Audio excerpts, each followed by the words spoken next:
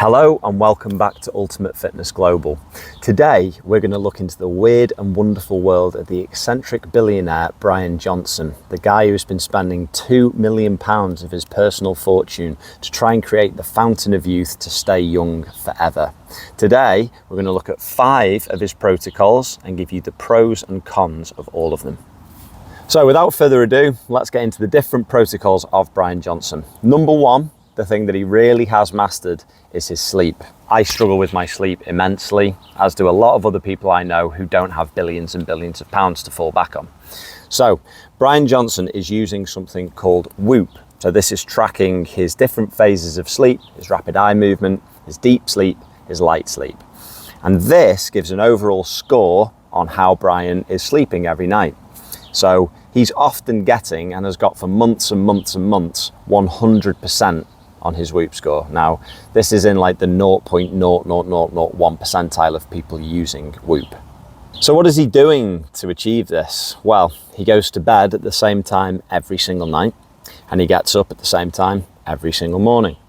He takes 3 milligrams of melatonin before he goes to bed, which is a precursor to serotonin, which makes you relax. He uses ear defenders, so he blocks out noise. He uses an eye mask, so he blocks out light. He sleeps in a completely dark, completely quiet room, alone. He sleeps with a temperature-controlled mattress, and he has about 5 air purifiers in his bedroom. The other thing that Bryan does before he goes to bed, or doesn't do, is eat. So studies have shown when you go to bed in a fasted state, you go into a much deeper sleep. When you go into the deep, nourishing phase of sleep, when you have an absence of food, your body gets into this phase and stays in that phase for much longer. And this is the nourishing part of sleep. Now, all of these protocols, the ear defenders, the eye mask, the air filters, the dark room, the not eating before you go to bed, the melatonin, all these things have heaps and heaps of science back. So one thing for Bryan Johnson, he tests everything with his team of scientists. He comes up with the most effective, efficient protocol possible to put him in the best situation for whatever he's trying to achieve, and then they measure it and repeat it, measure it and repeat it. So what are the pros of all this? Well, obviously the pros are that you have a much better sleep, and there's thousands and thousands of studies to suggest that if you sleep between 7 and 9 hours every day unbroken, your hormones are in better balance, protein synthesis is more efficient, your recovery is far better, your clarity of thought is far better, and you age slower. So what Bryan has said many times is he's trying to create a system that takes better care of him than he can take care of himself. And he's found that in the evening hours of a day, that is when the little rascal in his mind takes over him, makes him eat bad food, makes him involve himself in deviant behaviours that sabotages his ultimate goal of staying young as long as possible. Now for the cons. So what Bryan is trying to do by going to bed at the same time every night and getting up at the same time every morning, he's trying to cement his circadian rhythm cycle. Now, this is massively damaging to somebody's social life. So imagine you're out with your friends, you're having a great time, you're really enjoying yourself, but all of a sudden it's 9 o'clock and you have to go home because you're in bed for 10. So you leave your friends, your family, your girlfriend, whoever you're with, and simply because of your circadian rhythm cycle, you're leaving. Obviously, he says that he plans everything around his day and around his sleep, and it's all very regimented, but that just isn't life, especially if you don't have billions and billions of pounds. Another con is that Bryan Johnson's bedroom is set to a certain temperature. He's got a temperature controlled mattress, he has air purifiers, he has blackout blindfold, blackout curtains, blackout blinds, everything that you can imagine. What happens when he goes traveling, or he goes on holiday, or he goes to visit somebody?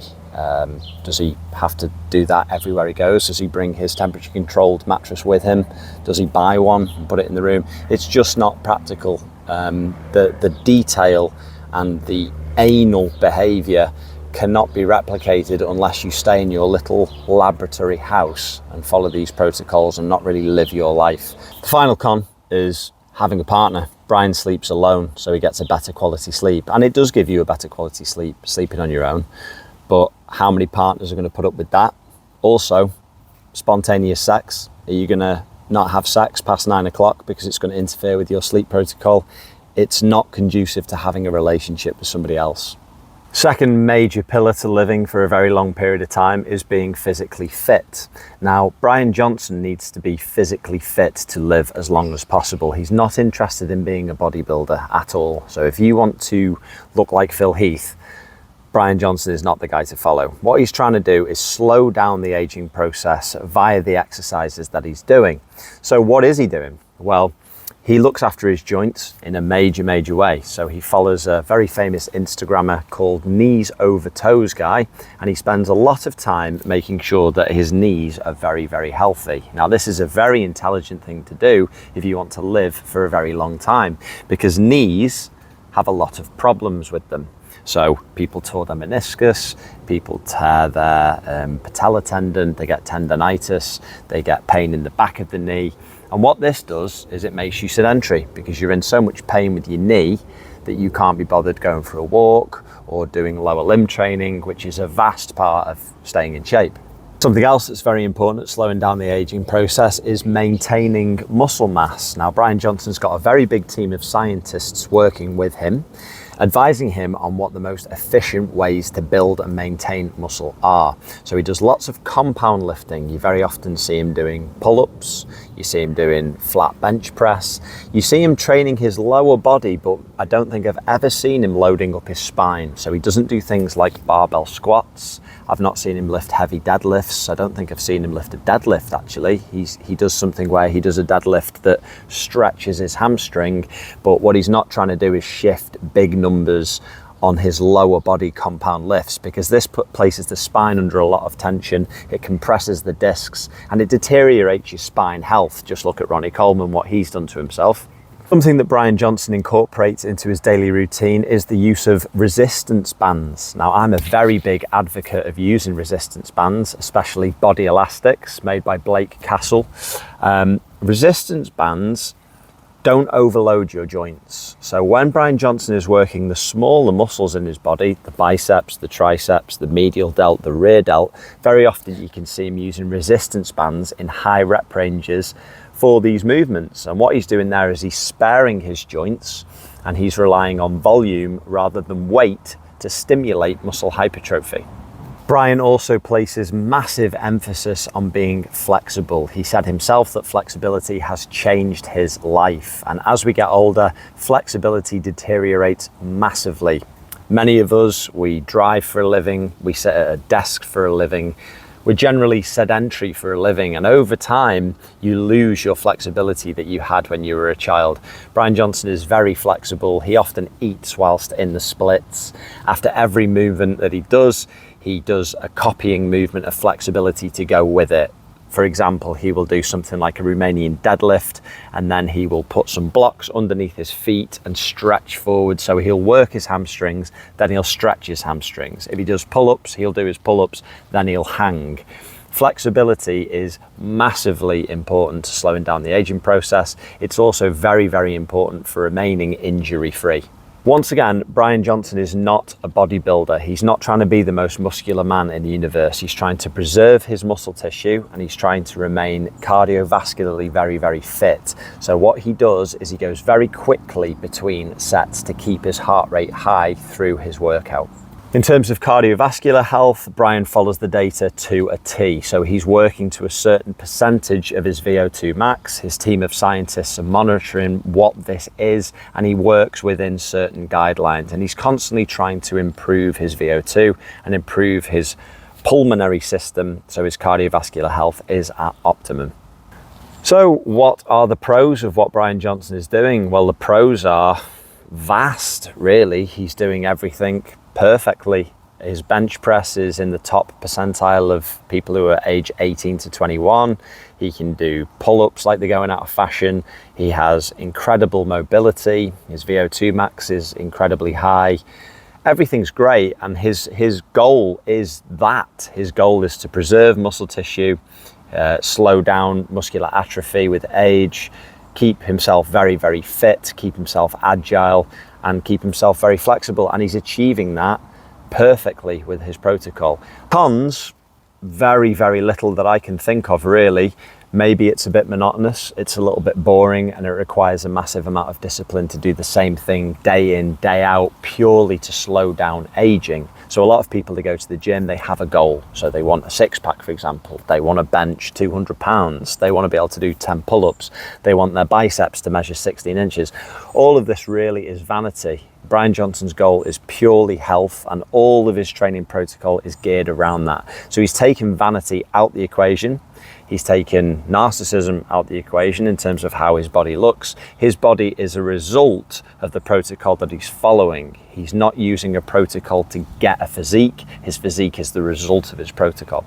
Other than monotony, I can't really think of anything that's negative about what he's doing. He's covered all bases in terms of his cardiovascular health, his muscular hypertrophy, and his flexibility, and that's exactly what he's trying to do. There would be some argument to say that he could benefit from a rest day, but his sleep protocol is that good. He's probably getting adequate rest to recover with the amount of exercise that he is doing. Something Bryan takes very serious is premature skin damage and aging damage from the sun. He has many products that he uses to combat this, as well as many protocols, including red light therapy. So one thing that Bryan doesn't do is go to Barbados and lie on the beach all day. In fact, often when he goes outside, if it is a hot sunny day, he's often seen underneath an umbrella. He also uses an incredibly expensive SPF skin protecting lotion called OneSkin. In light of this disturbing information, we have decided to move inside to shoot the rest of this video to avoid the harmful UVA and UVB light generated by our sun.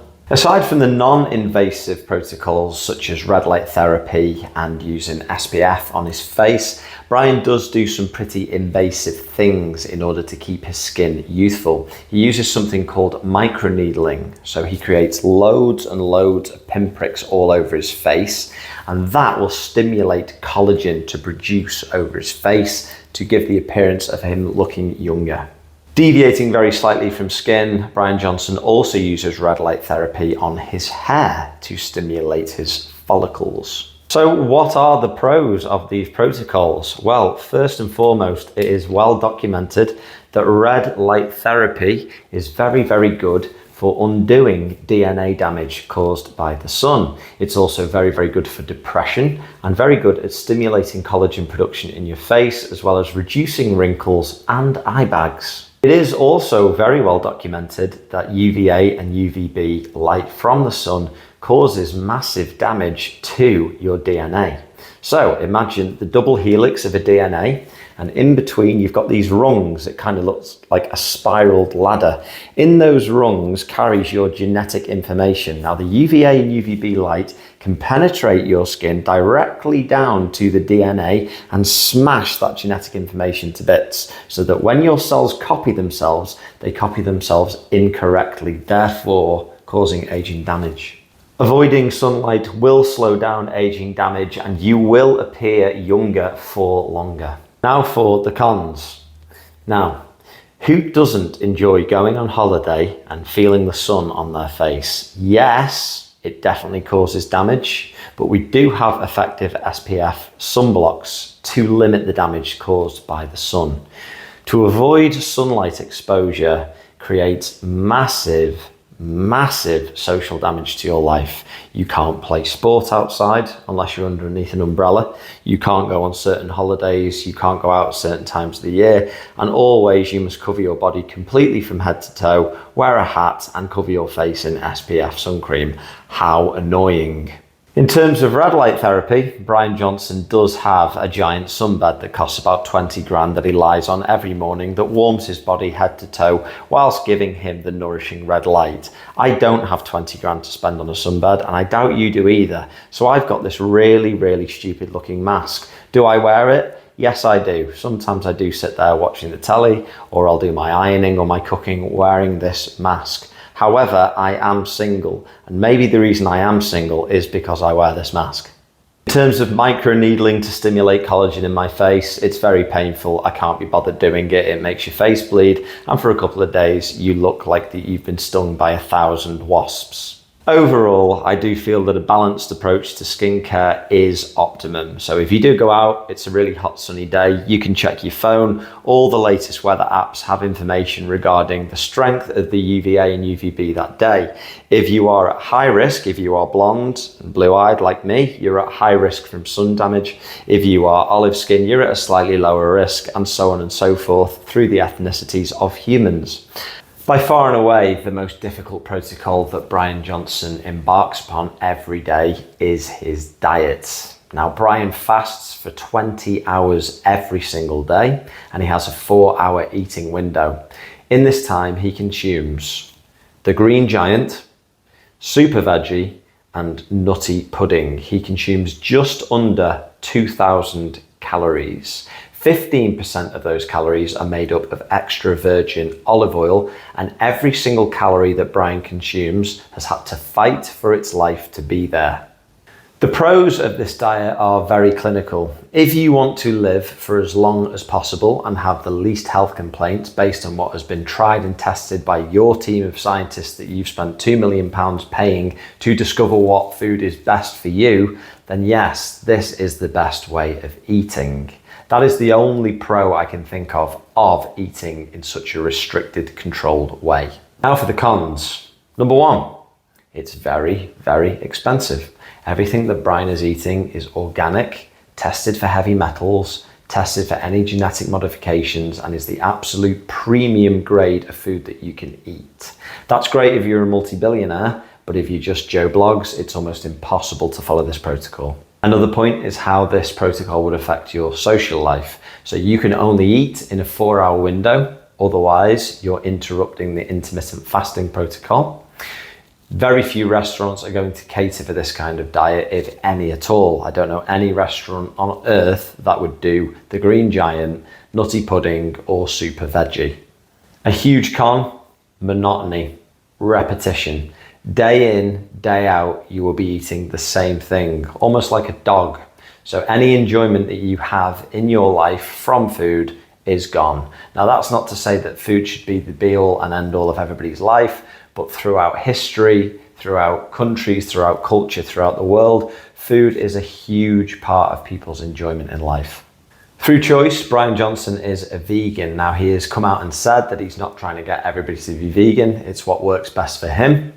But taking meat out of your diet does compromise your protein synthesis ability. So vegans struggle to get complete amino acid profile chains compared with carnivores. It is much easier to get biologically available protein through eating meat than it is eating a vegan diet. Now, everything has been considered in Bryan's diet, and he does take a protein supplement. He takes some pea protein isolate to make sure that he has sufficient leucine, isoleucine, and valine in his diet. However, throughout the world over, black lentils are a little bit hard to come by, as is pea protein isolate, and it is simply too restrictive for the layperson to adopt. In summary, taking everything out, enjoyment, social life, living life, eating different varieties of food, so on and so forth, Bryan's diet is the best for him. In reality, for the layperson to adopt and to live every day like this, it just isn't conceivable. Finally, let's call this section the Vampire Diaries. So Bryan has his son's plasma injected into his body. Bryan has millions of pounds worth of equipment like MRI scanning machines. He has a device that he puts on his stomach that stimulates his abdomen as if he's done 20,000 stomach crunches. He has platelet-rich blood plasma injected into his head for hair growth, into his face, into his knees, into his joints. He has stem cells, and he has something else, some kind of genetic material injected into his body. Now, this simply isn't practical for a normal person. A plumber, for example, is not going to pay his entire purse of his entire year's graft to have some stem cells injected into his face to try and look young.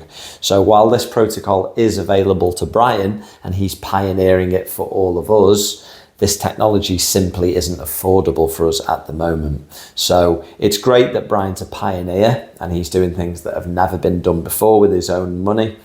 In terms of this being available to the layperson, we are decades and decades away from this being available to us. Obviously, the pros are of having all these different protocols that cost millions and millions of pounds put into your body by a team of scientists. Chances are you are going to live longer. Cons are, if you don't have a son, then you can't extract platelet-rich blood plasma from your son and inject it into your body. If you don't have billions of pounds at your disposal, you can't inject genetic material into your body to wind back the aging process.